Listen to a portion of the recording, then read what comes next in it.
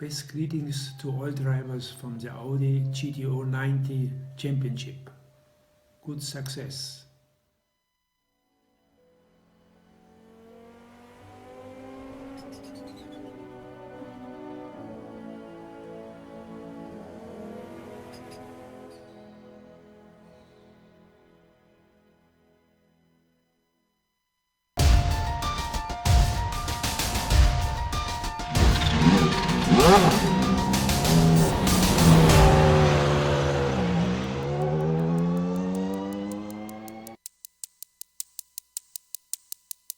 What can you say about the ring that hasn't already been said?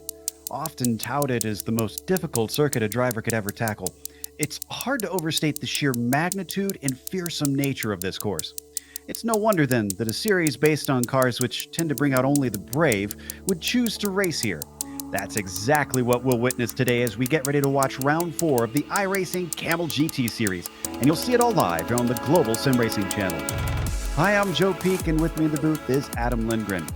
Behind the scenes is our director Sean Crackers Ambrose, and he's using cameras provided by Dougie Beard. Adam, this track has made regular appearances in the Kamel series, yet I can't help but imagine these drivers still get nervous lining up on the grid. And for good reason, Joe. The Nürburgring Gesamtstrecke is a 25.38 kilometer or 15.77 mile, 170 turn course. This is by far the longest, most technical, most demanding track currently in operation today. Located in Nürburgring, Germany, this insane track takes drivers on a pants-wetting ride through the Eiffel forests. And you can join them as the course is open to the public through much of the summer for scheduled track time. Lovingly named the Green Hell by Jackie Stewart, this chaotic concoction of rights, lefts, jumps, dips, and narrow, tight corridors with no runoff makes setting a competitive lap time around the Gesamtstrecke a terrifying affair, requiring the utmost commitment and a disturbing level of abandon. The wild challenges for each class are the same as ever. With the wild, always changing elevation, the Audis will be hard-pressed to keep the car under them, especially through the many winding braking zones. The Nissan will do well through many of the fast bits, but the medium and low-speed corners combined with the bumps will threaten to lift those rear tires off the ground, causing wheel spin. As far as multi-class challenges, well, there is one part of the track that's not complete chaos, and that's the main straight. But the rest of the track is 2 lanes with 170 turns over a 15-mile course. Guys, that's over 10 lane changes per mile, making passing here in any capacity difficult. Well, let's see how difficult this track really is by taking a lap around the Nürburgring combined circuit in our GSRC lap guide.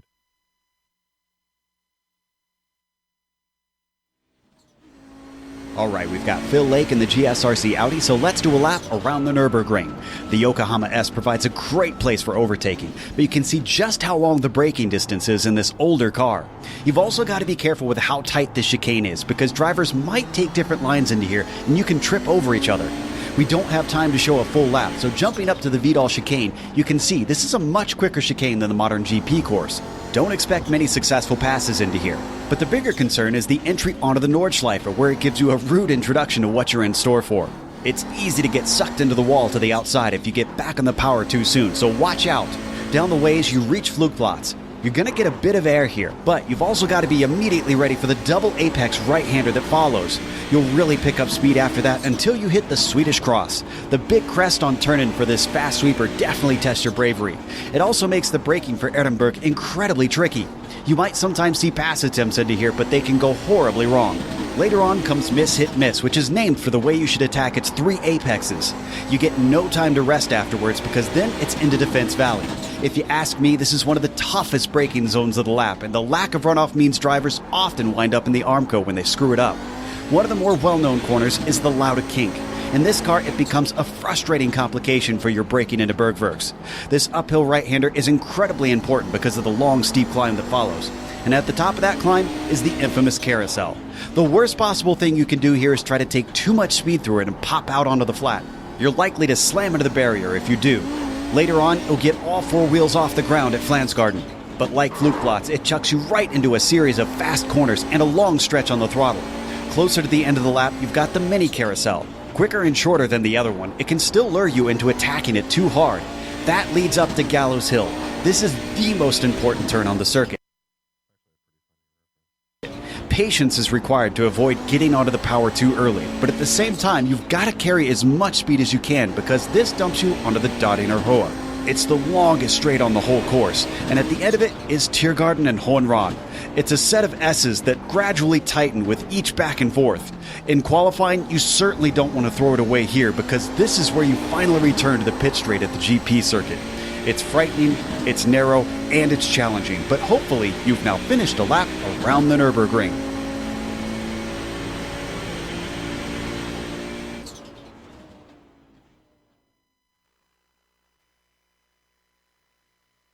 You see just a few of the corners that the drivers are going to have to tackle here today.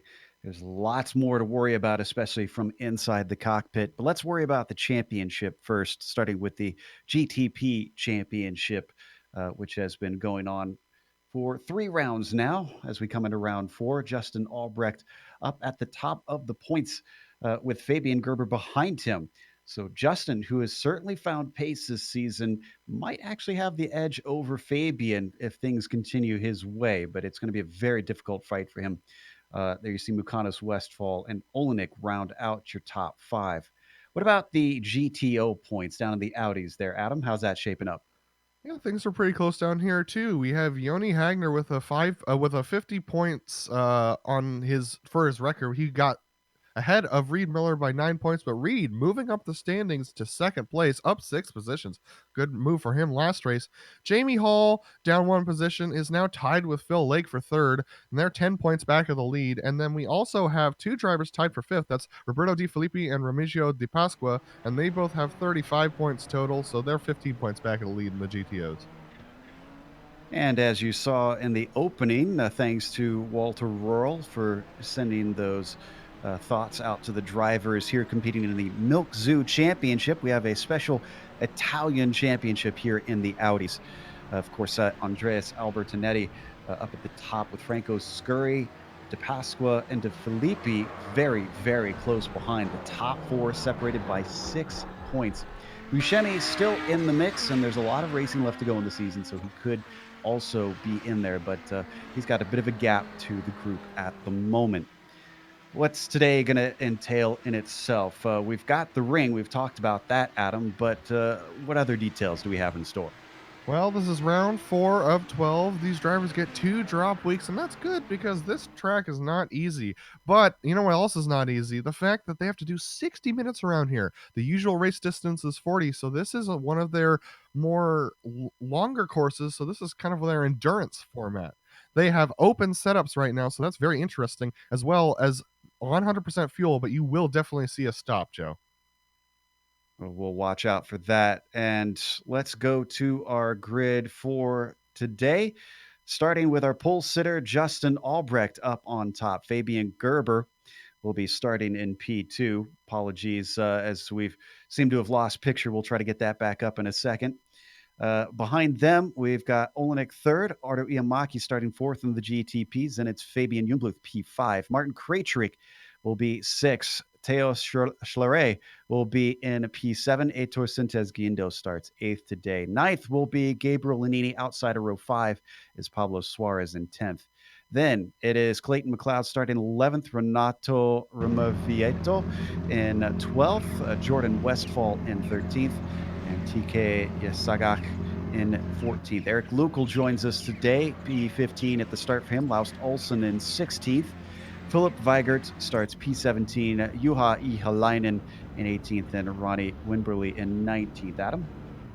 We have Franco Scurry on the start of the grid. He's got pole position alongside Reed Miller, Daniel Sadro in third, Davide Sobotti in fourth, Roberto Di Filippi fifth, Carlos Fonseca sixth, Fabrizio Rafa seventh, Lucio Distillery eighth, Remigio De Pasqua ninth, Ivo Andrini in 10th, John Good 11th, Richard Cortland 12th. Giulio Forcolin is going to start off 13th today alongside Antonio Arce Diacono. And then we have Renan Carreno in 15th, Simo Raba 16th, Randy Cannon 17th, and Pierre-Luc Bouffard in 18th tonight. Pretty big field out here for the ring, so keeping it clean will be all the tougher with so many drivers around you. You can see they split the two fields as the Porsche pace car now comes up through Tiergarten, and Owen Ron won't be entering there. That is for the Nordschleife pits. They're going to go all the way for the 24-hour version. So back onto the GP course they come as the pace car peels its way in. Albrecht with the pole immediately jumps away, does not wait as green flag is out here for round 4 of the Kamel GT series. They plunge down towards the first hairpin into the Yokohama S, and this is a big trouble zone a lot of times as they'll all accordion together 2 by 2 through much of the field as they weave back and forth through the chicane. Just a little door-to-door contact, but other than that, it looks pretty good. Quite frankly, Joe, it's been pretty pedestrian in the GTOs. They all started off very, very conservatively, and so we just have one pass going on in the background there. But look at this battle for the front. Franco Scurry being pressured really hard by Reed Miller right now for the lead of the GTOs. That's going to be a battle we're going to be watching for most of the day, I believe, Joe. They built themselves a gap back to 4th place. That's Solbiati back there. Oh, and a little bit of an off. Looks like Reed Miller is going to get the lead because Franco Scurry with a big mistake coming through Ford curve and down into Dunlop. He's already fallen to 2nd. And the TP's Eric Lukol must have had an off because he lost a ton of positions. I think he's managed to get it going once again. Yeah, everyone doing a good job of trying to keep their cars on track today. That's going to be the name of the game as we see Eric Lukol trying to make his way around the number 8 car. That's going to be Pablo Lumbreras Suarez, and he actually is going to be able to make that. But yeah, it's just very difficult around this track. It's all about survival today, and especially around the portion that they're coming up to now. Justin Albrecht just hit the Nordschleife for the first time. He is still ahead of Fabian Gerber, who is in 2nd in that GTP class. Don't forget Rob Olenek, coming off of a win just a couple hours ago, his 3rd in a row in the Lotus 49 series. Well, let's see if he can repeat that feat here at a very, very difficult course in itself. And I think Lukol's had another issue, this time with damage and on the Nordschleife. Yep, that's going to be the end of his race. He's going to take a tow, and that's just the first, not even the first of our DNFs tonight. Yeah, looks like the north curve just coming out of it. Oh, wow. Yeah, he clobbered the Armco very hard. Indeed, he just decided to take it to the pits instead of trying to limp it around the entire Nordschleife. And while we've been watching this, Pierre-Luc Bouffard missed the turn onto the Nordschleife, so he has significant damage as well. And so that's another one of our... The attrition's really starting to happen, Joe.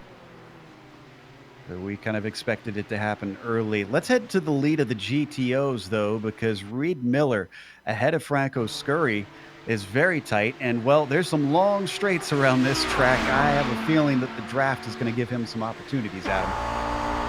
Definitely some opportunities. I think he's going to have good opportunities here. But we also have a car off. Oh, my goodness. And there's another car collected. Quite a few GTOs wrecking down in the 28th position overall.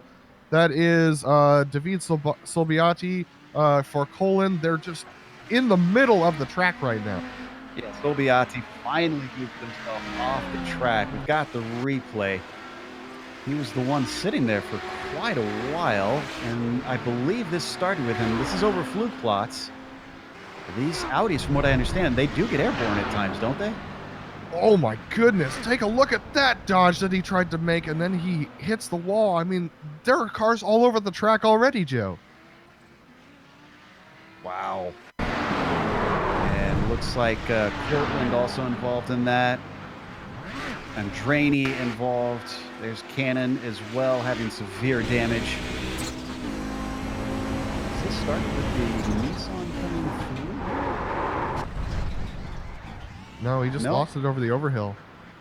Oh, and he hit the tires at exactly the wrong spot. It bounced him right back on the track. So we come back to third place, Olenek.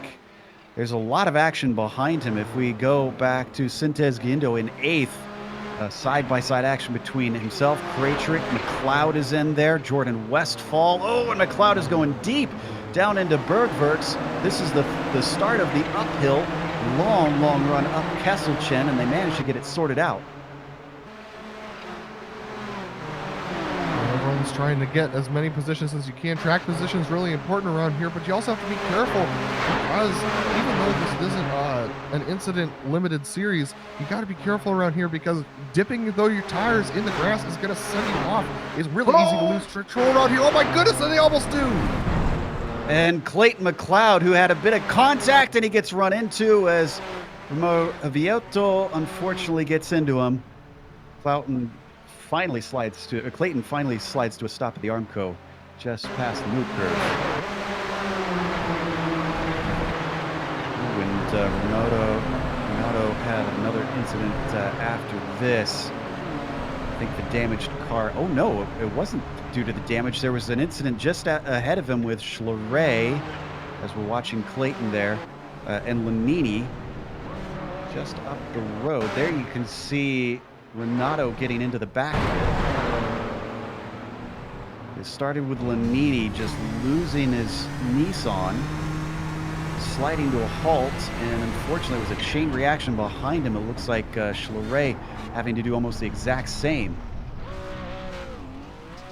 Yeah, this is never a good situation when you're coming up on a car that's had an accident, and you know that turn really comes up quickly on you, Joe. It's one of those ones that's very surprising, and it has kind of a slight crest when you're braking, and that can cause a lot of problems for these drivers.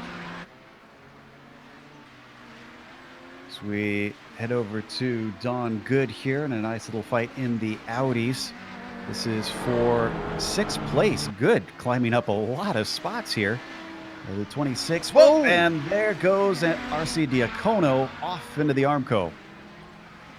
I think he just spun a few of the tires, you know, when coming off of the carousel there, and that's just one of those unique accidents that we don't see happen a lot in the Audis, you know, losing traction like this. And then he almost pulled on the track, which is what was causing him to make strange noises. He backs it up right into the racing line, just as drivers are trying to come through. Oh boy, this has been a messy start to this race. Speaking of messy, Pablo Suarez looks like he just had a slight off, and he's now low on speed as well. But he just got passed by 3 cars, so I think he might have been able to save it. And that was Lanini and Renato who just went by him. And we lost Weigert as well, just behind him. This has been a very costly first lap. Weigert was just a single car incident, so he had to take a tow. That was coming onto the dotting line. I don't need to go look at that. You can see the number 12 as well. Very slow. That's Renato suffering from his damage. Mildly faster than Lanini, who he's gaining on, as they're both passed by Suarez. All right, Joe, so just as these cars are about to finish their first lap, we've already lost 6 drivers out of this race, and we haven't even completed a lap yet. Renault, Portland, Andretti, Solbiati, Weigert, Lukel, and McLeod all had to tow into the pits. And I'm not sure if they'll be able to get back out. We're watching Lanini still in the midst of a sandwich between Suarez and Renato, but they managed to get back into turn 1 to start the second lap of the race. Our 2 leaders, for those wondering, as we've been trying to keep up with all the action. Go ahead. Sorry, TK just got run into, I believe, by Ilalainen. This was a really interesting incident. Take a look at this. This is into the Yokohama S. This is a bizarre incident, and TK, look at that, he catches it, and it's just like nothing even happened. Great early, Joe. Let's take a look at this on board with Ialainen. I think this is just an incident of Ialainen not expecting TK to break that early.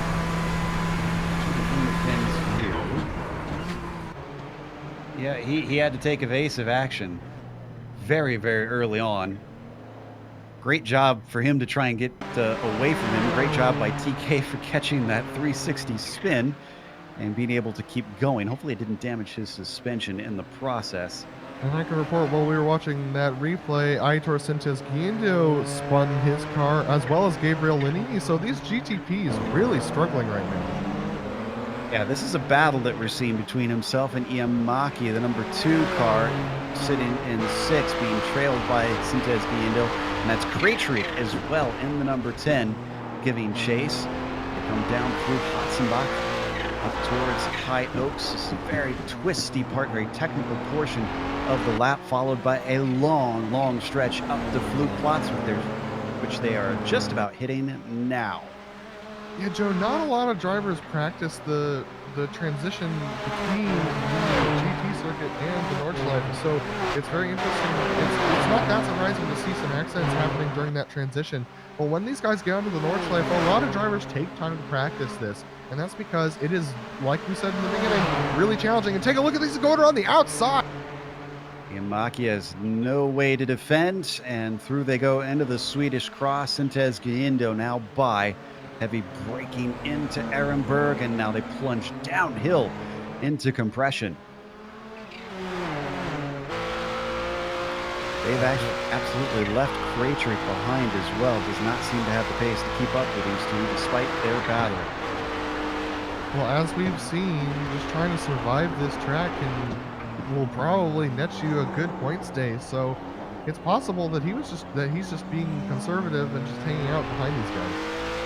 Closest battle on the track, so let's stay with this, but just want to update our viewers who are wondering. Albrecht is our leader in the prototypes. The GTOs are being led by Franco Scurry, but it has been really chaotic here at the start, including for Distillery. One of our Italian drivers into High Oaks seems to have outbraked himself.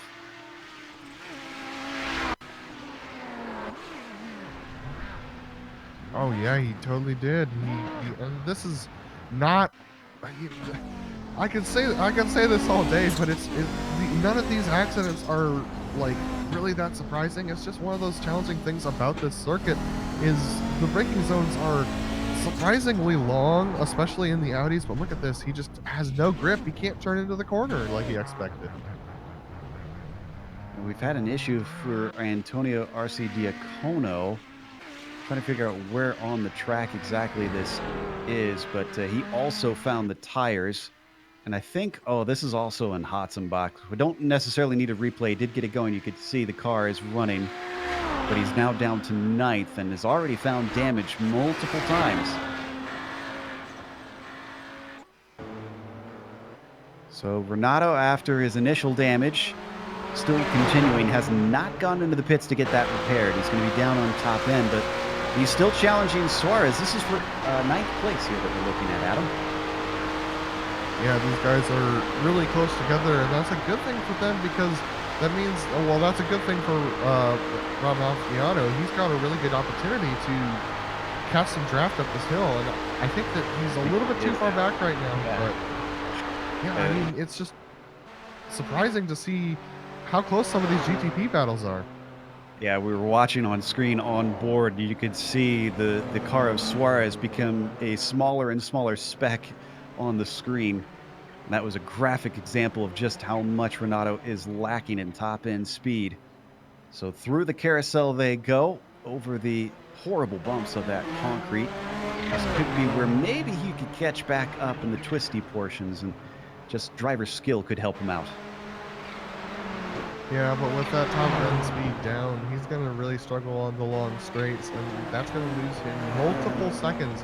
It's surprising how much an aerodynamic deficiency around here can cost you. Even with just switching in the Audis between the low downforce and the high downforce setups on the cars, you can lose a good 2 seconds on the straight. So I can't imagine what aerodynamic damage is going to do to you in a GTP.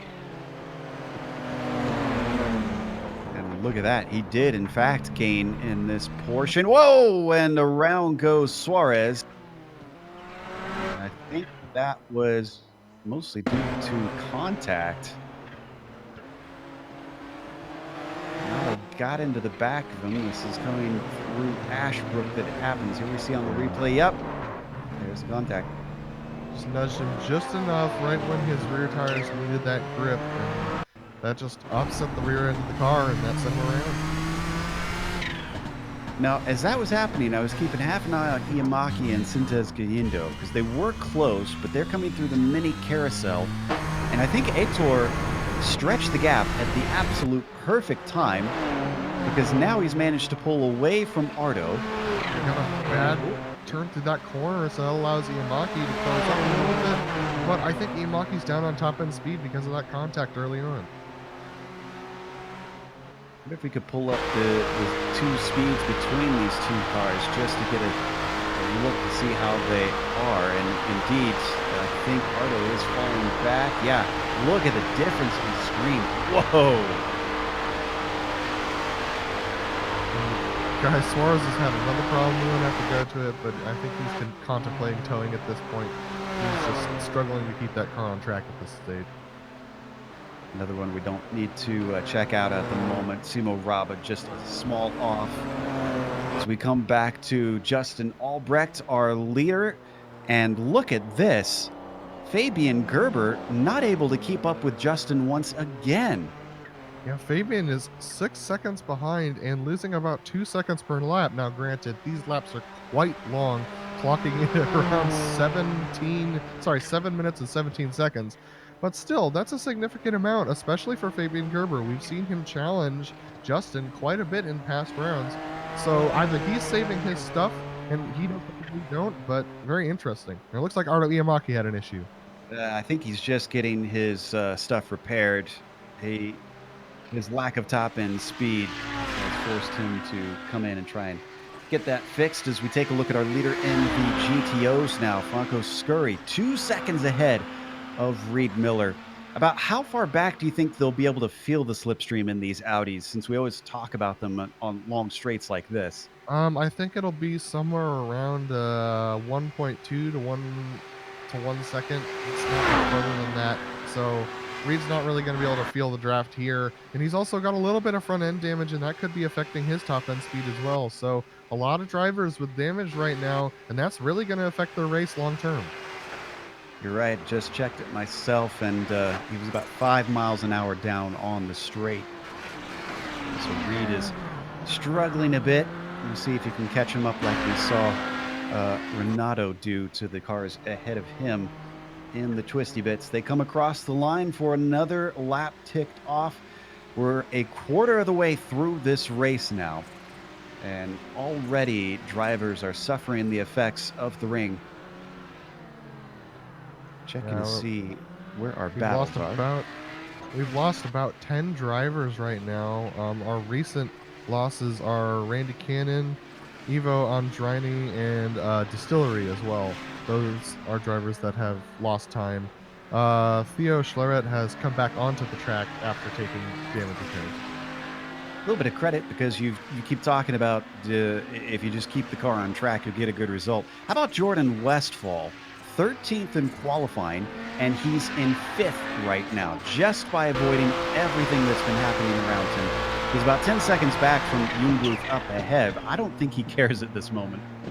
You know what else he doesn't care about? He is 10 seconds off paces of our leader, but that doesn't matter either. He's in 5th position, and that's what we were talking about. Just surviving this can net you a top 5, a top 10, or even a top 5. So good on Jordan for keeping up the pace and for keeping the car clean right now. Canadian driver just weaving his way through Oudenauer Forst now, getting the car woed up, and then you pick up speed once again on the way towards Metzgefeld. We do have a bit of a battle seeming to brew for 10th in the GTP. Suarez followed by Ilhalainen, and Iamaki is back out on track. Yeah, Iamaki's got some of his pace back, and they're closing up to Suarez, who has damage. Let's see where Ilhalainen goes. He goes to the inside. Let's see whether Iamaki can chase him through. No, not in that opportunity. Here he comes now, though, on the outside. Easily outbraked him into Ehrenberg, but he's got to get by his fellow Finn, Ihalainen, at this point. If he wants to get into the top 10. Down through the foxhole into compression they go. And poor Suarez being left in the dust like he is standing still. Looks like Ialainen had a really rough time there. Oh, and contact! Iamaki making contact with the back of Ialainen, but they still managed to keep going. I don't think Ardo wants to have any more damage to the bodywork of that car after just getting it fixed. So down towards Metzgefeld, he's going to have to pick and choose his passing spots carefully, especially when you see the braking differences between the two of them. Ihalainen getting on the binders much earlier than the number 2. See if Iamaki gets a good exit here. No, he can't make it work. He's going to have to find some way by. He's going to have to be brave and make a pass here, but Ialainen not giving his position away. This is a battle of two Finns, and they're showing their colors right now. Ialainen finally pulls over and lets Iamaki by. Yeah, I think he saw the writing on the wall and figured it's less dangerous to just let him through. So that demotes Juha down to 11th, Ardo up to 10th. He's got 15 seconds to make up to catch the Argentinian Gabriel Lanini. And looks like Fonseca managed to get by Don Good. Where did this take place? Is this into High Oaks? That's not usually a passing place. No, not at all. Looks like Fonseca lost a little bit of pace there. Either that or he pulled over and let Don go by. But Don's trying to. Don let him go by, but Don is actually catching back up to Fonseca at this stage. Watching from on board. I think maybe Don did let him go by because Don usually just tries to get himself a good finish. So the number 26 demoted to 6, but I'm not sure that he cares too greatly. As you said, now pulling the draft on Fonseca on these long straights. It looks like his car's not set up the way that he wants to. He's losing a lot of time through the center of the corner where it seems to be pushing quite a bit, even on the medium speed corners where the Audi usually excels.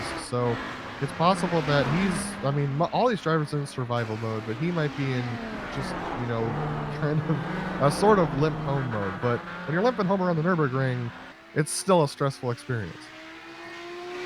Absolutely. Comfort is probably job one for your setup around here, just to limit the mistakes that you could make. Every driver, if anything, is in that damage limitation mode you were talking about, because we're seeing gaps between just about all of them. Although it's getting close for 5th in those prototypes with Westphal. Yeah, Sintez Guindo seems like he's closing in on Westphal through the braking zones. We're seeing this a lot with some of the more experienced GTP drivers, closing those gaps under braking. And Westphal's just sliding off the end of that second carousel there, and he's going to lose a bit of time to Westphal here, but if he can get it up through the braking zone and onto the back straight, he's going to be set. Dodinger Hoa, the longest straight on the track. And as they start to pick up speed, already over 170 miles an hour, getting up to 180 now. Gallindo capturing that slipstream.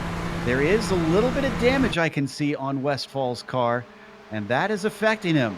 In fact, it's easy pickings for Sintez Gallindo, who now cracks into the top 5.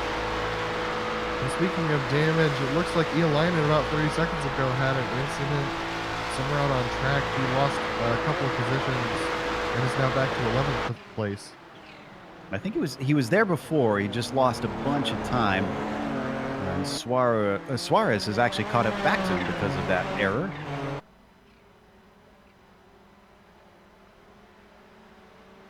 In fact, let's take a glance at those two, because Suarez now within 0.3 of a second, but we know Suarez's weakness, and it's coming up here, because as they come through Gallows Hill, the 35 of Ihalainen should be able to pull away. At the same time, Ialainen looks like he has some front left damage as well, so these cars might be fairly even right now, and it looks like they are. Suarez is going to get a good pull in this draft and going to make a pass here.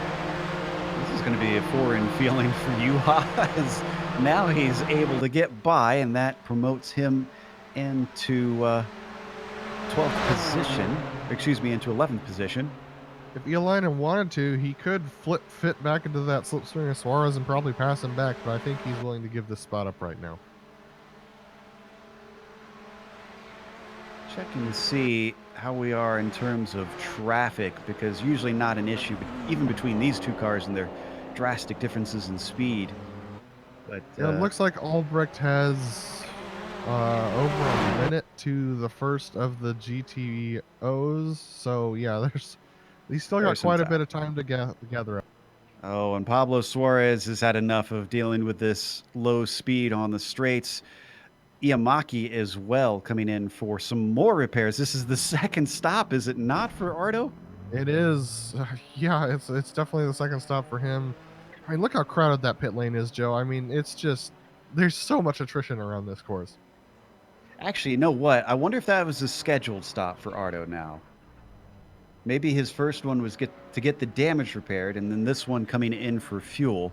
We have to remember that. Oh, and Ardo just went by Isagik. He was off coming out of the Yokohama S. I think he spun himself out of here. Turbo lag looks to be the cause. Yeah, I mean, this is just one of those frustrating incidents with Miyazaki. Oh my goodness! I didn't realize Iamaki took that evasive action there. Oh yeah, he was all four wheels in the grass. Which, if he, oh boy, if he got under tray damage, Ardo has got to be asking why me at this point. Yes. Look at this. He comes right back on track and crosses the whole track, forces Ardo off track. That's just one of those incidents you just do not want to see. Watching a little bit too much of Vettel, I suppose. So he keeps it going, and so does Ardo. So no harm, no foul, but certainly a scary moment for both drivers. Looking at our GTO leader, Scurry, we haven't really talked much about the gap just because we've had so much else to cover, but he has been pulling away from Reed Miller. It's steady, but it's not by huge margins. It's only about 5.7 seconds back to the number 11. Yeah, any kind of mistake and Reed Miller is going to be back on him, and that's exactly how Reed wants it. He wants to keep that gap close enough that it is difficult for Franco to get away. Reed, thankfully, doesn't have to look behind too much as we ride on board with him. He's got 24, nearly 25 seconds back to Daniel Sadro, who rounds out our podium in the GTOs. Daniel, another one of those, really hasn't seen a whole lot of action thus far, has simply been running his own race and trying to get his way to the checkered flag. Yeah, Sadro being really consistent and holding down that final spot on the podium. He's doing a good job today, and that's what you need to do. Just keep it safe, keep it clean. He's only, yeah, I mean, I would say he's about 8 seconds off the leader's pace. So it's just one of those difficult things where the pace difference around here for those who have experience and those who don't is really widening these gaps. The good news is it's pretty good conditions out here today, Adam. It's 76 degrees on the track surface, so relatively cool and sticky. So at least they're only dealing with the setup of the car, not necessarily with the track itself. Yeah, but setting up these cars is really difficult around here. Extremely difficult, Joe. It's one of the hardest places to set up for because there's so many different aspects of this course to have to take into consideration. Up to Justin Albrecht, P1 in the prototypes. I believe he's coming up to YouTube corner here. Yep, down through Grunchin. Has stretched it to about 8 seconds over Fabian Gerber. The YouTube corner that is no longer the YouTube corner. They have banned from filming. Really? I did not know that. Interesting. Did they? Do you happen to know why? I don't. I think it had something to do with some sort of regulation that it was violating, but it was something I caught in a Jimmy Broadbent video, actually. Huh. I will make a note about that. So, rip YouTube corner, as Justin Albrecht doesn't really care about that as he slows up for Swallowtail. Behind them, don't forget, similar story to what we saw in the GTOs. We've also got Rob Olenek down in third, but sort of distance, about 16 seconds between himself and Gerber. Amaviato looks like he's had a problem in the 9th position in GTPs. He just spun the car coming up toward the carousel. And that's the second time he's had that issue. His first one happened on lap 1. He's going to find the tires here, you're going to see as we ride on board, just noses it straight in. It's coming over that crest there. They just don't expect the track to fall away from them. They think they have more braking capacity. As the track falls away, they lose the grip on the braking. They have to re-engage, at which point you don't have the brake strength to stop in time. And on top of that, just as he was pulling away, he spun the tires and sent it into the other wall. So that cost him even more time and damage. That makes him fall to 9th place. Gabriel Nannini, excuse me, manages to get by the number 6.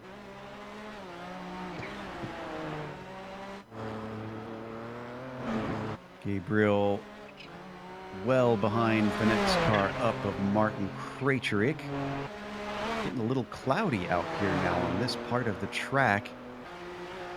This track's so long that you can have two vastly different weather conditions on different sides of the track. When they race here in real life for the 24 hours and for the 6-hour races that they do here, you can have rain on one side of the track and bright sunshine and heat on the other side of the track. And so sometimes races will get red flagged due to conditions that are 12 miles away from you. In fact, they've had to red flag it once for hail even.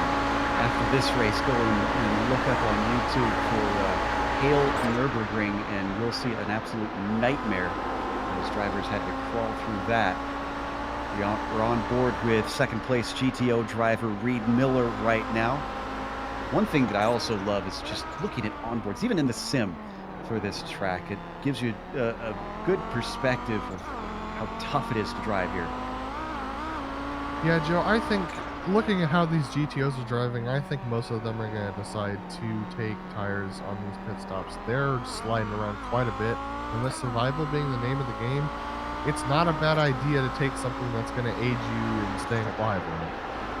Krejcik looks like he's taken his scheduled stop at this point at exactly the halfway mark of this race. He comes in from 7th. And he's so far ahead that Nannini, who is going to stay out, well, he just managed to get by, it looks like.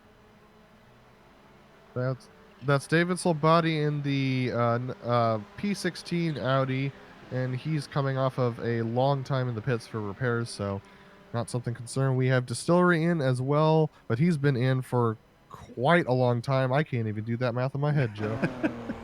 Renato also takes his scheduled stop. He's into the pits from 9th position. Well, I mean, that's sort of scheduled, Joe. After the damage he took this lap, I think he'd want to get that repaired anyway as well. That's a good point. It's just convenient timing. Krejcik comes back out in 8th behind Nannini. He should re-inherit that position once Gabriel takes his stop. Looking to see what the stories are like for other drivers in the field.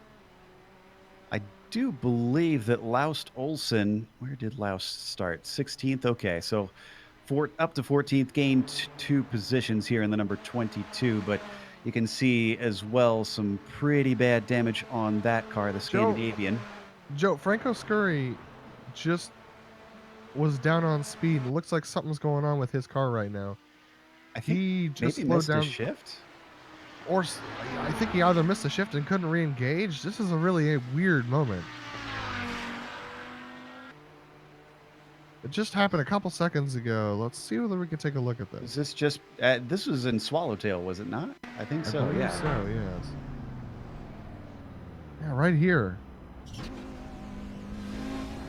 Yeah, this is weird. It's like he got an off track or something and had to account for it. This is a very interesting incident. I haven't seen something like this in an Audi before.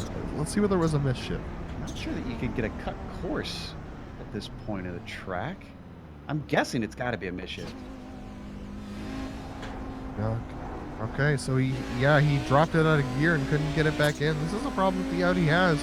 But this gearbox is really difficult to get it back into gear because you get the RPMs so high, you can't find a gear to put the shifter back into without it eating up the gearbox. So Franco just having to wait for the RPMs to drop, and that takes a while, but he's lost a ton of time. He's not only got 4 seconds back to Reed Miller.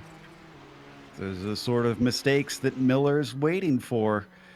And just one more of something like that. That's all that Reed could need to find himself challenging for the lead here in the GTO class. Speaking of challenges for the lead, Joe, I can't help but notice that Fabian Gerber has closed about a second, shaved a second of time off of Albrecht just in the past lap and is gaining even more. So I think he might have turned on the heat. Now, I just saw Gerber went by De Filippis in the GTO class. I wonder if maybe it was a little bit of traffic potentially. Justin could have caught him in an awkward time. That's entirely possible. Looks like Justin might have a little bit of left side damage. I'm going to go see whether I can find where he got that. Well, he's looking for that. We are watching Gerber right now, who's almost up to the top of the hill.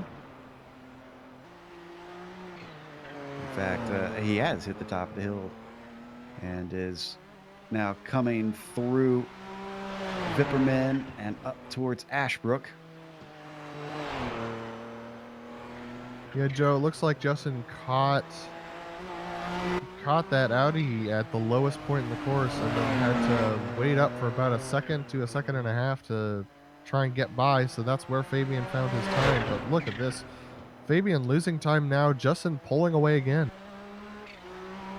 Kicking it up a notch, clearly. Doesn't want to give any more hint of hope to Fabian than he needs to. Last season rather, I believe Gerber managed a surprise win at this track, if I'm not mistaken. I'll have to double check my stats, as he similarly didn't have pace. But back to Reed Miller. It's now down less than 3 seconds. You know, this is the part of the track where Reed really gains is through these twisty bits here. But Franco Scurry has that top end speed advantage that he has from not having damage. So as we get onto these longer straights, that's where Franco Scurry seems to be able to pull. So Reed Miller's going to have to maximize whatever line he has. Oh my goodness, he gets extremely unstable coming over that crest. Let's take another look at that. We were on board at the time. And actually, we could see the damage there from that on-board shot on the nose of the car. See if it looks as dramatic from the TV cameras as it did from inside the car. He was off the ground quite a bit, and you know, usually these Audis, they hit with all four wheels at the same time, but his rear end came down first, so that made it really unstable. It's a good thing he was able to catch it before going into that braking zone. But take a look at this, down to 2.7 seconds behind Franco. Wonder if Scurry himself maybe got a little bit of damage somewhere. I mean, it's easy to get it underside the car as well as it is on any of the corners. Joe, I'm just watching these guys try and get through these slow corners. This Audi just is not designed for this.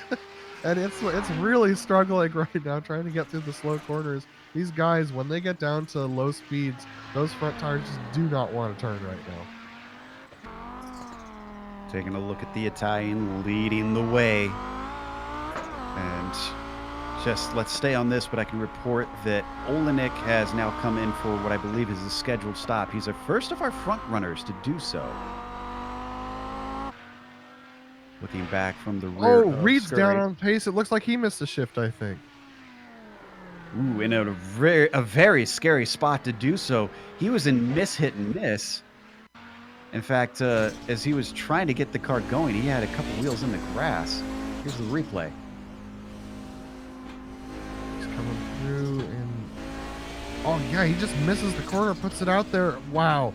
Really, really heads up driving from Reed not to put the power down because that would have sent him straight into the outside wall. As we come back live, the Canadian retains second place, loses just a couple tenths. Oh, no. Jungbluth also has pitted.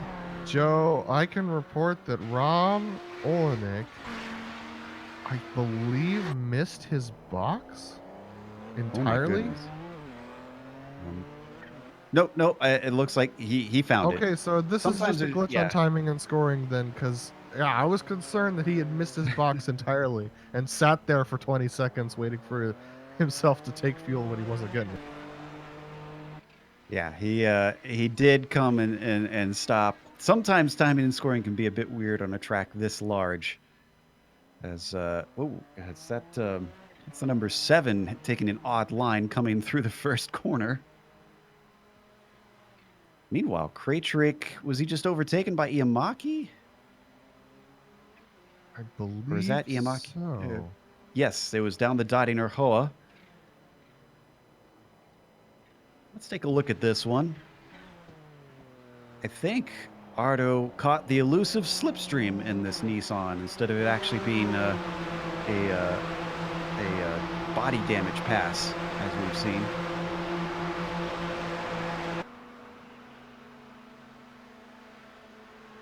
Goes on by. Craytree has no answer for him. Ardo back up to P8 after an eventful day today, and he's still got a lot of racing left to go. I believe. Yeah, we're still looking at the replay here, but we had RC Diacono and Fabrizio Rafa battling for 8th place, and Justin Albrecht just slipped through. He was able to do so without losing too much time to Fabian Gerber. Traffic could be the deciding factor in both classes. That's really our closest battle right now. Rafa and Arsa Diacono down fighting for 8th in the GTOs. And here comes Gerber. He's going to get held up here. Oh, goodness, as Rafa just lets him by. Up next, RC Diacono. He's got to pick a side, buddy. Oh! No. And while we were watching that, Rafa lost it coming through hit, miss, and he sent the car into the barrier. RC Diacono almost did the same thing down into Defense Valley. This traffic is not looking very fun for our GTO cars. Yeah, take a look at that accident. It's just a really rough moment for him just coming through there. Looks like he lost the rear end a little bit there.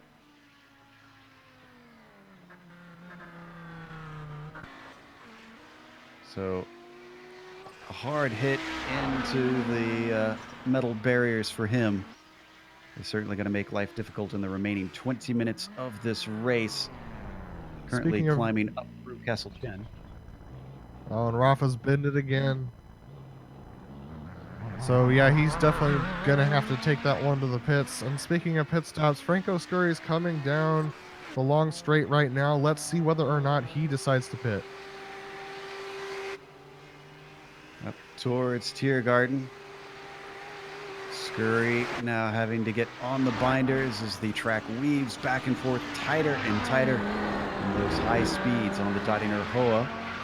Passes up the Nordschleife pit entry, and indeed, here he comes in. Reed's going to follow him. And then we have a long wait before we get to Daniel Sadger, who's just now on the Dottinger Hoa. In fact, So he's I'm getting most curious to see whether or not Franco or Reed take tires here, because it is going to be a time loss, but you might gain time on the track by doing so. It looks like Franco is going to take tires. Reed as well. Yep, I kind of figured that most of them are not willing to risk it.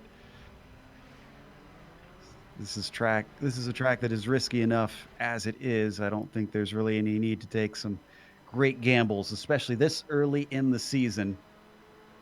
Scurry back out, and Miller starts to follow. It'll be interesting to see what their pit deltas are. I think Reed was able to. Yeah, Reed was able to do a good amount of time. He was able to gain a good amount of time, about 2 seconds, but he didn't have it in a good gear to exit the pit lane, and so he's lost a little bit of time on exit now. And that allows Theo Schleret to get behind him, and he's going to try and make a pass now. He needs to be aware these are the leaders for the class. Thankfully, he's caught them on the GP course. A little bit easier to try and get by people over here. He's going to get a nice run down to Dunlop. And by the time they hit the braking, he is definitely passed. So Miller can now focus on his race ahead instead of dealing with at least one car for traffic. So Daniel Sadro is in? Yeah.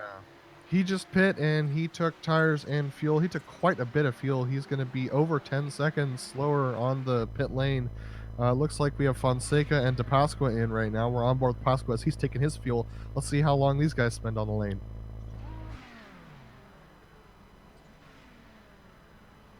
Ooh, And, you know, I mentioned earlier that Olenek pitted earlier than most of his peers up at the top.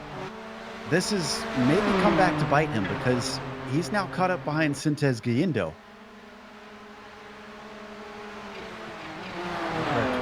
Will likely not have those sort of issues. Yeah, our two leaders of the GTPs are coming into the pits, but we'll stay on this battle right now between Rob Olenek and Guindo.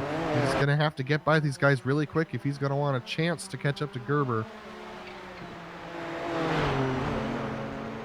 Yeah, I think this is unfortunately going to be costing him a little too much time as they come up to the Daringer Hoa now, and indeed he looked a little unsteady off of that corner.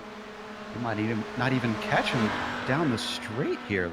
He's awful far back. I hope that he pits this time. Justin Albrecht's off the lane right now, so he is going to come out way far ahead of Rob, but we knew that was going to be the case. Here comes the pass right now. Looks like Rob's going for it. Manages to get by. How aware is Sintez Guindo as well that this isn't for position, that they're on a different strategy, and it doesn't look like he's going to fight it. So he was heads up in this situation. We should see Aitor duck into the pits this time, and there he goes. And I can report that Fabian Gerber spent about 4 seconds longer on the pit lane than Justin Albrecht, so he's lost even more time on pit road. I believe we've had all the cars manage to take their stops at this point. The last ones getting work done are the GTOs. They're just finishing up right now. Oh, no, I take that back. I see Westfall heading in now for the GTPs, and Lanini has yet to take a stop. Yeah, but Lenny's got significant damage, so he's going to have to take a stop very shortly, I believe.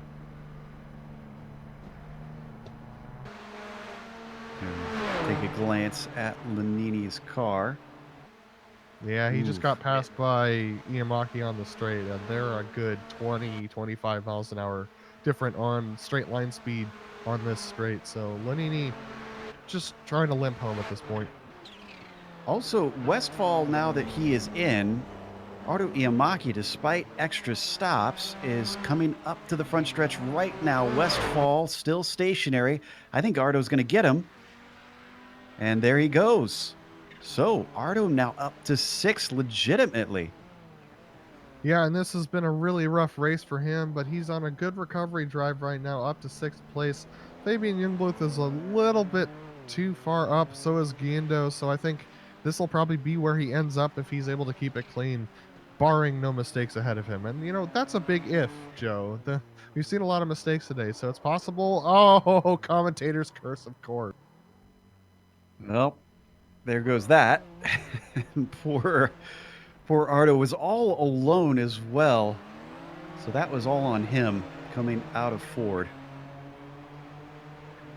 And that means Martin Krejcik manages to take 6th away. Oh, is he going to be able to hang on to it, though? Yeah, I don't know. That'll help with a big bobble from Ardo coming out of Dunlop Curve. I was just about to say, Ardo's had the pace, but does he have the consistency at this point? I do not think he likes the handling of that car. Yeah, and is he able to hold off Jordan Westfall, who's behind them? Oh, look at this. Krejcik going a little bit deep through the corner. That gives Iamaki an opportunity, but through the switchback, looking like Krejcik's a little loose as well. Both of these drivers struggling with the grip on exit. And he does not want to be stuck behind during the Nordschleife, especially in the twistier parts. He's going to manage to snake through as they come through the NGK chicane. That could be critical right there. They now come to the Nordschleife portion, and Westfall has caught the back of Krejcik on top of that. Be interesting. It looks like Krejcik is really struggling on grip coming out of these pits, so Westfall has hot tires. This is his opportunity to try and make a pass here. He's going to have to do something risky, though, because this is not a good spot to pass. Oh, and he looks very fast compared to Krejcik through this part. Look at how he's getting plugged up behind here in Hatzenbach. If he can get the launch out of High Oaks, maybe that'll do it for him. He looks really good on the first half. Takes a little curb on the second half. He is going to get a slipstream. He's tight enough for that. But there's some weaving back and forth around this part. I mean, like, he's got to stick his nose in there and just force Kraytrick to break at a place where he doesn't want to. And that's going to be really difficult here. He's really close. He's looking to the inside. There's no space there. There's no space anywhere. He's going to try and go the inside now. Too wide through the Swedish cross. It almost loses it. Manages to barely keep it out of the side of Kraytrick. It's a game of chicken here into Ehrenberg. Who can break later, and now who can accelerate better around the outside? A forceful move from Jordan Westphal. That was fantastic stuff. That was also extremely sketchy, Joe. That was one of the sketchiest passes I've seen in a long time. Westphal doing an impressive job to keep that car straight. But take another look at that. We don't often get to cover Westphal because he tends to be a little farther down in the pack, but despite gaining his spots from a lot of attrition today, he's proving his mettle as far as I'm concerned. Hats off to this guy. Take a look at his hands as they go through this corner. This man was working hard to keep that thing on the track here. You usually don't want to counter steer it that fast of a corner. My goodness. And then somehow found the grip on the dirty side of the track and still got by. He's already pulling away from Kraytrick since that overtake. Not sure that he'll be able to catch Iamaki, who's pulled off to about 2.5 seconds ahead of him. Even still, this 7th place is probably going to feel like a win to the number 14. Yeah, and Joe, you know, that really puts Westphal on my radar. That was impressive pass and a really clean drive from him. Good battle between him and Kraytrick. I think Wembley taking his scheduled stop. He's at the tail end of the GTP, still on the lead lap. Actually, no, Laust Olsen still on the lead lap, I guess. First one a lap down is Schlore, who's still running in the number 18. He's 16th in class. Here's something we don't see a lot very often. A GTP passing a GTO for overall position. And that has Laust Olsen, who's been struggling a little bit today on pace, passing Reed Miller for P16 overall on track. And Reed just tried to hang on a little bit to Franco Scurry, but Franco has been able to develop a gap of well over 7 seconds. Yeah, while it was looking close for a moment for the number 11, it's all starting to slip through his fingers. We keep saying it, though. It is simply not over at this track. You have to keep it pointed forward. Oh, no. Speaking of not over, Joe, Martin Kraytrick has a major incident. Yeah, I think this is the Moot Curve. Translates to Bravery Corner, and you'll see him just get 2 wheels off on the right side, and good night. Joe, he has damage from something that happened earlier. Oh. Which certainly doesn't help at a fast part of the track like this. Ooh. So I'm checking to see if I can figure out where he got the initial damage. He lost it under braking coming down to the low part of the track, Joe. Yeah, it was Defense Valley. It's quite a while ago. I'm not sure that we'll be able to get the replay. That's a difficult portion where you're coming into a downhill braking zone with a kink, so understandable. He's actually still going amazingly, but he's limping is an understatement. Well, that promotes Westphal up a little bit. So he's now. Yeah, Joe, I'm surprised. This is impressive. Westphal really putting on the burners later on this race. Now, remember, Iamaki might have a little bit of damage still. He's had to get it repaired multiple times already. So we ride on board, and they come through the mini carousel. They are going to come onto the Dottinger Hoa. So it looks, Joe, like we're going to get 1 extra lap around this track. Justin Albrecht passed the line with still time to go, so all these drivers are going to have to go around 1 more time. Hope they put enough fuel in. That's the big concern, I think. Very big. At this point. Yeah. Got to get your calculations right. And as we're watching this, Westphal gaining good time on Iamaki on the straight. He might be able to get him by the end of it. Just too far back. Yeah, not looking good. And you know, often, especially in these official races, Adam, these drivers usually don't have a crew chief, an actual person giving them those numbers. And even if they did, that a lot of times in a track like this, you can make those mistakes as a crew chief, trying to make sure that they get to the end. And what surprises me is look at this. Looks like For Colin and RCT Akono and the GTOs are about to come together. Yeah, so this is about to get pretty exciting. Lanini and some others coming up. For Colin still giving chase on RCD Akono for that P7. They come onto the front stretch. It's actually probably the best place that Lanini could catch them if he gets up to them by the time before they get out of the GP course. Oh no, Joe, lost Olsen, just spun it again, and fortunately he was in a big gap between Reed Miller, Franco Scurry, and then the leaders Justin Albrecht and Fabian Gerber.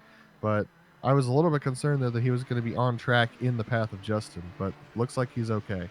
He did actually turn it around as other cars were going by, but it looks like he did so successfully. And somehow the Nissan is still going.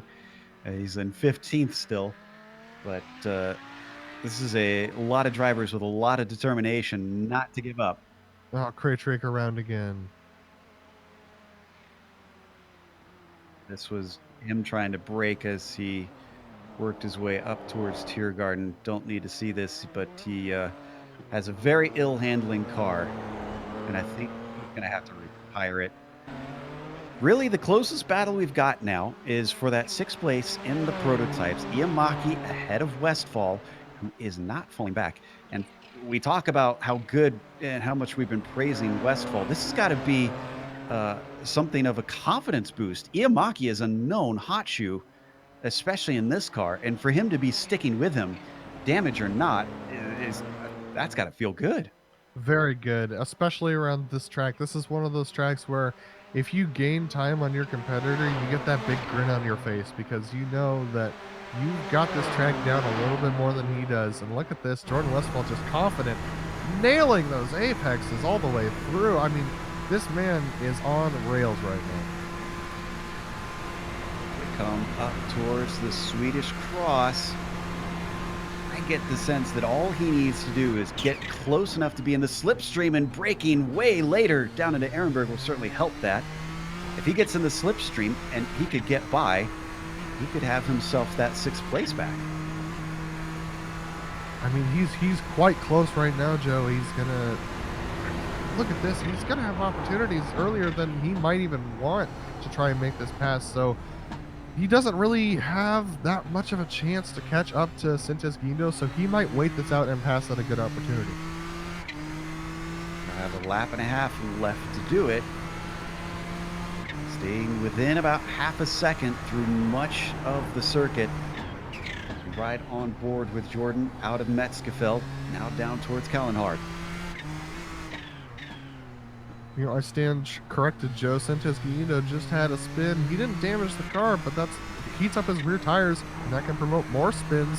So Westphal, if he knows that that's happening, then he might actually have a good opportunity to get by Iamaki and make a challenge for Guindo on the final lap of this race. Yeah, it cuts the distance in half. It's down to 11 seconds between Iamaki and Sintes Guindo. Ooh, but Westphal might be pushing a little bit too hard. He lost some time coming out of Defense Valley. Out of X-Mule and up towards the Lauda Kink. Bergdorf's gonna be perhaps the determining corner. Joe, Iamaki is pushing very hard right now as well. He is really struggling on those tires and trying to make the best of it. But Westphal looking confident right now.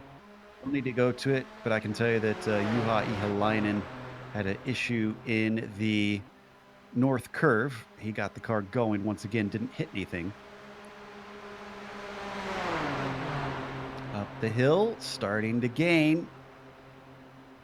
They plunge through the mute curve. Getting up towards the top of the hill now, down to 2 car lengths. And Jordan Westphal runs out of track. He was looking for it, Joe. I could see him looking for it, but no, no chance right there. So he's going to have to do it later on this lap. It's getting harder though, Joe. Looking out that 007 cam, Jordan wishing he had license to kill here. He's going to try and overtake this spot. I just have a feeling he's looking so confident out there, as you said, and he's been performing wonderfully. All it's going to take is just that one chance. White flag out for Justin Albrecht with a minute left to go on the clock.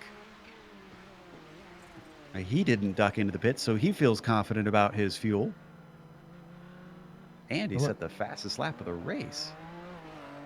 Franco Scurry and Reed Miller doing the same, but look at that. Reed Miller only 3 seconds behind Franco Scurry right now.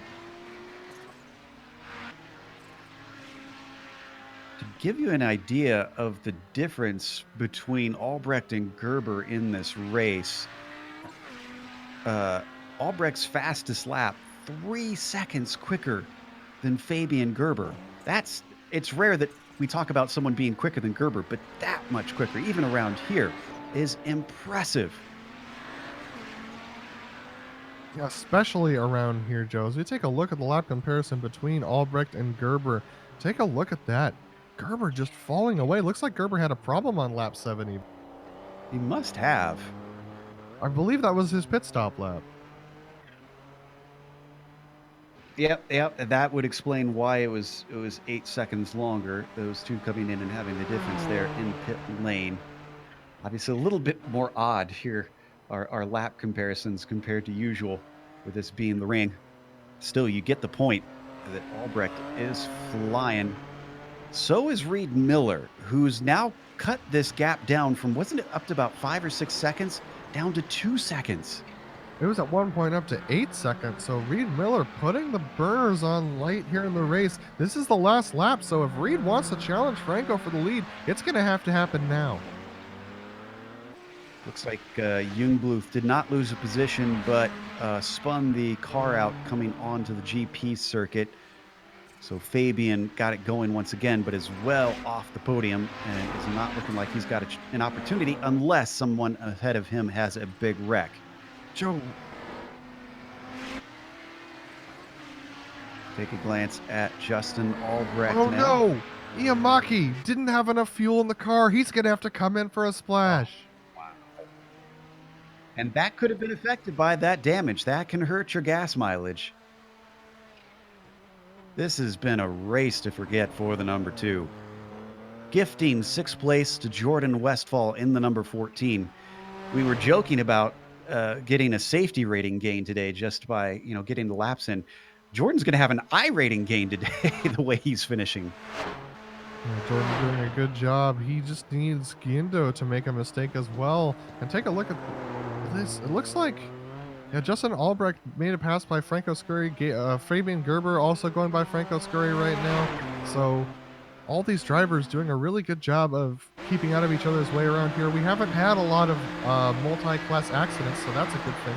Look at that, Gerber getting held up by Scurry. Yeah, that is a very sketchy place to try and get by. We might try and out-accelerate him coming out of Oudenauer Forst here. He's trying not to break up this battle. And just as he gets by, yet another issue. He had an issue coming onto the GP course and now coming off the GP course. Fabian Jungbluth with another spin. Yeah, and he doesn't hit anything.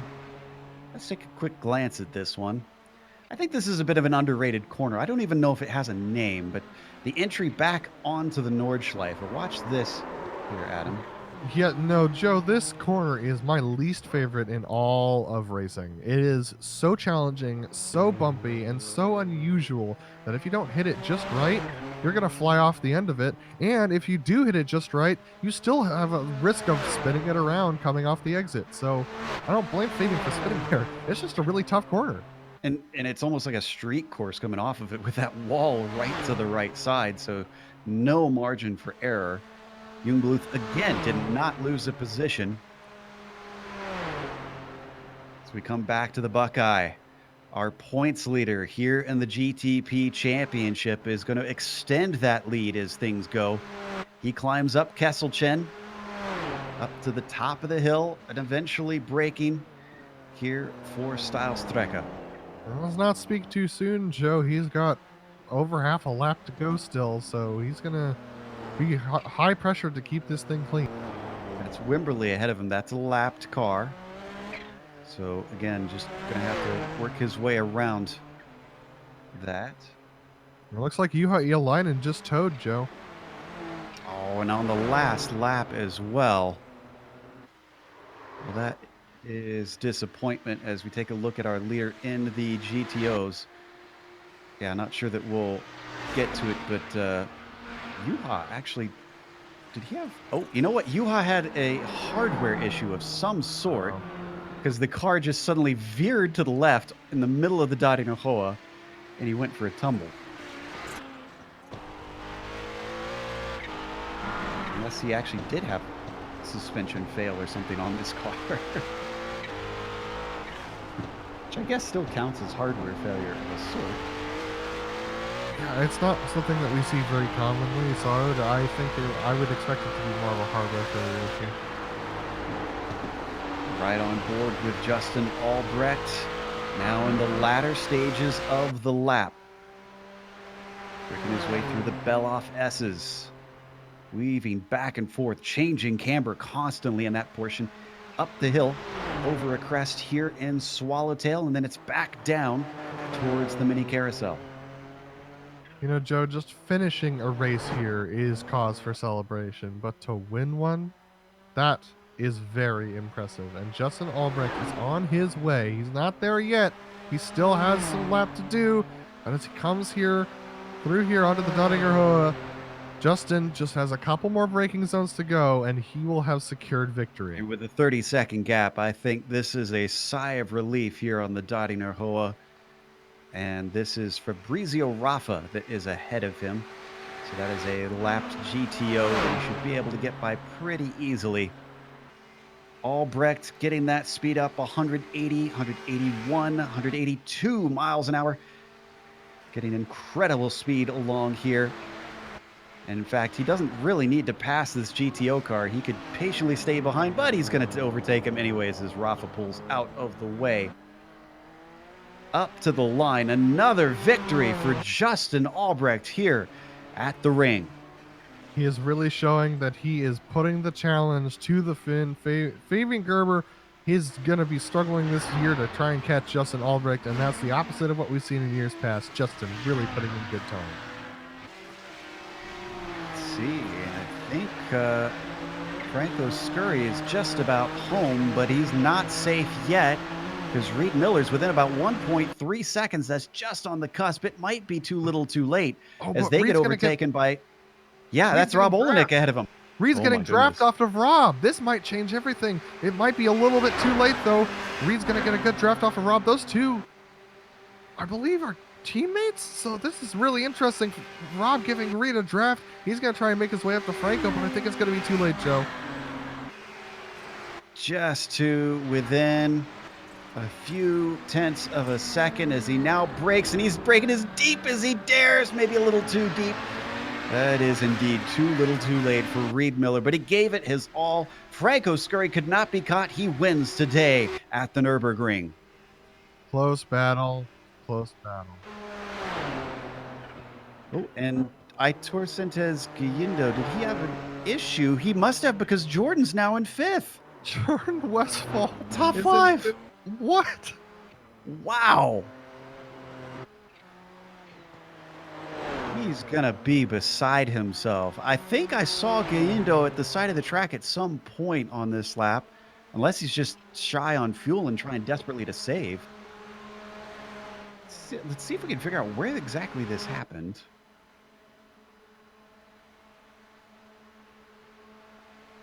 Yeah, let's see this pass because that's where the accident happened. So they're coming through Flansgarden. Yep, there goes Gallindo off track. And just great heads up by Westfall to pull out of the way just in time and sneak around him. Joe, Westfall's almost getting fourth. Jungbluth is creeping to the line ahead of him. My goodness. Yeah, so Westfall coming home in 5th position. What almost would have been 4th position had given a couple more seconds. What an impressive drive from Westfall. And a feel-good story for him today. Again, we can't stress enough the psychological impact that races like this have on drivers such as Jordan, the number 14, really punching above his weight. I can also tell you that Sadro just crossed the line for 3rd in the GTOs. That completes our podiums on both classes as the last of the cars trickle across the line. Excuse me. We're going to have to catch our breath here and get our voices back, but we'll come back with the official results as well as driver interviews. So don't go away here on the Global Sim Racing channel.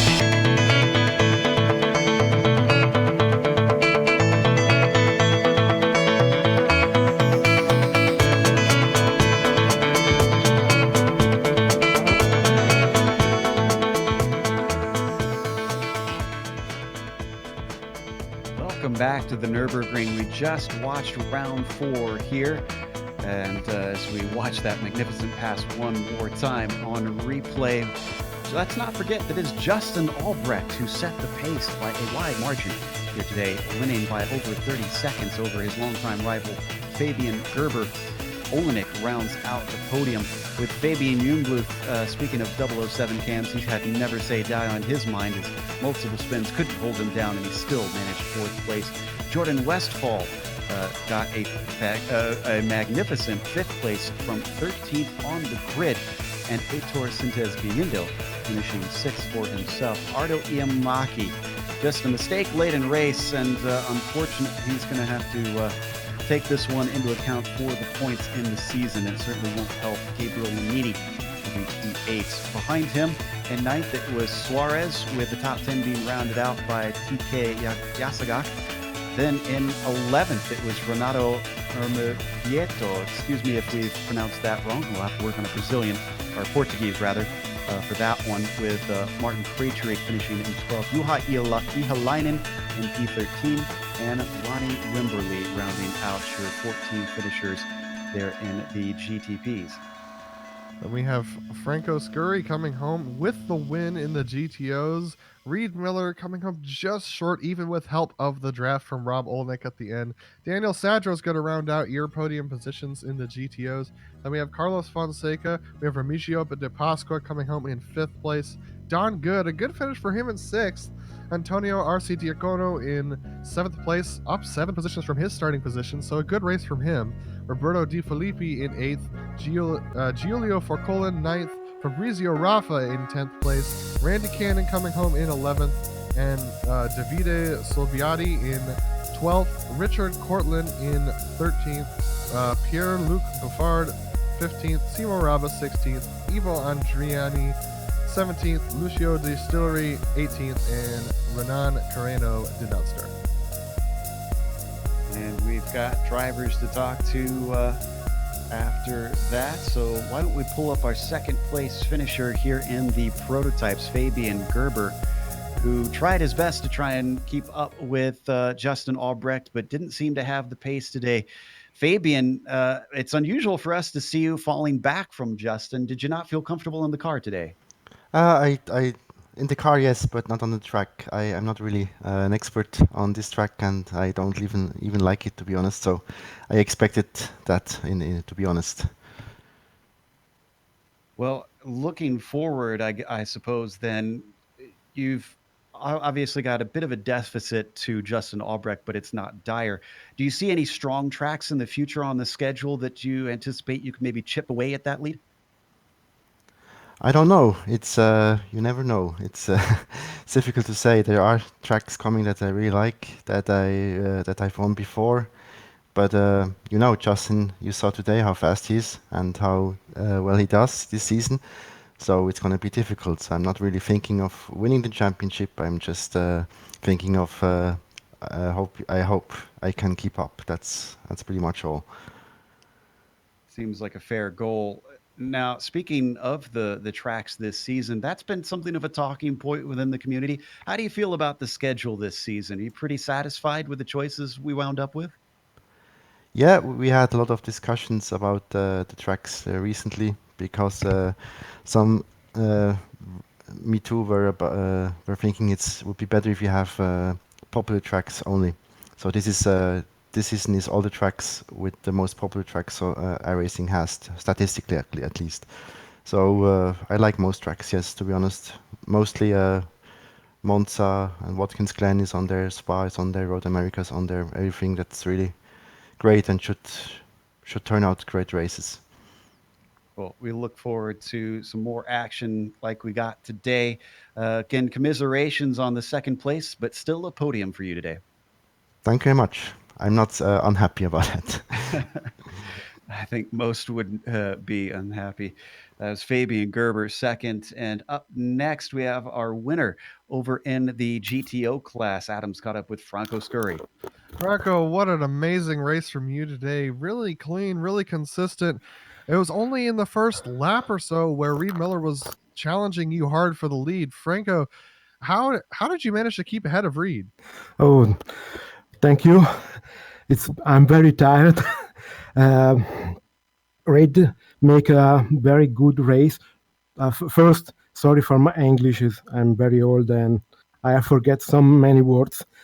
Reed was very, very fast, but I have many confidence in the track of the Nordschleife. And I try to push in the first part of the race to make a gap with the other racer, and I did it. In the last lap, I had a muscular cramp in my right leg, and I don't know how I can finish the race. Was very, very difficult. I want to say hello to my friends in Nürburgring, Elisa and Paolo from Ristorante Pizzeria Mamma Mia. They make the best pizza in the town. Well, I'll definitely try that out if I ever go. Franco, wow. Having a muscle cramp to end the race, that's really tough. How did you manage to keep that gap over the course of the race? Were you managing that gap or were you just going full out? I tested, I practiced so much in this week, so I think I could make the gap, and I try it, I do it. Well, congrats on that finish, Franco, and I hope that you're able to get that muscle stretched out a little bit. And good points finish today. Ciao a tutti. Ciao, ciao a tutti. Ciao. That was Franco Scurry, our winner in the GTO class. An amazing finish from him. And next we have Reed Miller, P2 with Joe. A pizza place being vouched for by an Italian. I have to say I'm sold. But Reed, I don't know if you were listening to that interview. You actually physically affected Franco Scurry there. He had a cramp that he was dealing with at the end. You were applying incredible pressure all race long. Yeah, I had a lot of momentum there at the end, so it was pretty fun there trying to catch him down. Really good race. Yeah, looking at the very, very end, you actually even grabbed some drafts from Rob. Was there a bit of team tactics going on there? Was he trying to help you at the dying stages just to give you that last little oomph? Maybe he didn't want to interfere too much, because I think once you get up to full speed, then there's not like a lot they can really do to get past. So I'm not really sure. I didn't talk to him. You'll have to ask Rob about that. Well, we talked to Gerber, who finished second in the GTP class, and he said he was not unhappy finishing second, even though he didn't have the pace for Justin. What about you? Are you satisfied with a P2 at the ring, since it's so hard to race here? Yep, definitely pretty happy to bring it home in one piece. Looks like my car's in fine shape today. It was definitely a few adventures. Well, I mean, you don't have to feel too ashamed of the car's shape, because plenty of others were slightly mangled by the end as well. So, again, congratulations on a second place, and go get some rest. I'm sure you're exhausted as well. Yep. Thanks, Joe. Take care. That was Reed Miller, P2 for the GTOs, and that's going to close us out for our interviews. We, of course, want to thank Milk Zoo for sponsoring the GTO Championship that we have over there, as well as a big thank you to the Camel community for bringing us back for another season of coverage. Also, we have to thank the companies that provide the software and the hardware for our broadcasts. You can see them listed here on your screen. Additional thanks go to June Lalonde, who provides our wonderful music. See the screen for how to get a hold of more of her great work. Thanks to the team today, Adam, Sean, and Dougie. If you'd like to find out more about GSRC, including upcoming races, you can find it at globalsimracingchannel.com. You can also check us out on social media. Twitter is @GSR Channel, Facebook is Global Sim Racing Channel, and Instagram is GSRC_Graham. Also, subscribe to our YouTube page. All you got to do that is click the big red button that says subscribe. It's just that easy to see all of GSRC in your YouTube feed. The next race, well, we're heading over to Brands Hatch. A much shorter lap for these cars, that's for sure. That'll be Saturday, October 12th at 1 p.m. Eastern. But we have upcoming races for other series listed on the screen, so check those out and mark them down on your calendar. However, until next time, race clean, race hard. See you on the track.